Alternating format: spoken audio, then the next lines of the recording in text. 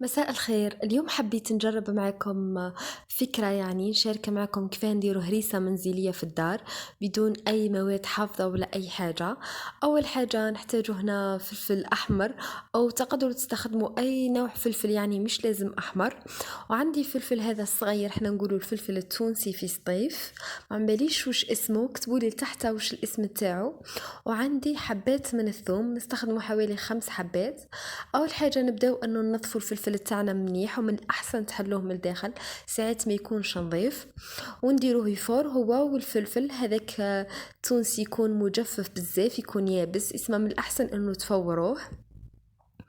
هنا عندي الفلفل تاعي بعد ما فار، نحط طول نديرو في نرحيه يعني، وتقدري ترحيه يدويا بالمهرس، ولا بالنسبة للناس اللي ما عندهمش رحاية، وتقدروا حتى ديروه في الرحاية تاع البطاطا تاع بكري هذيك اللي كانت عندنا.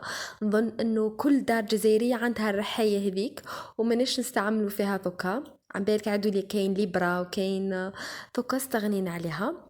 نحط الفلفل تاعي، ومن بعد نزيد حبات الثوم، حوالي 4 حبات متوسطين ملاح، ونرحي كلش.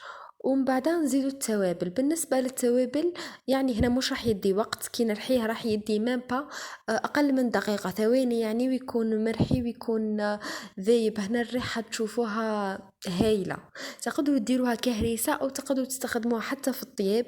الطعم تاعها في الطياب يجي ولا اروع، هايل.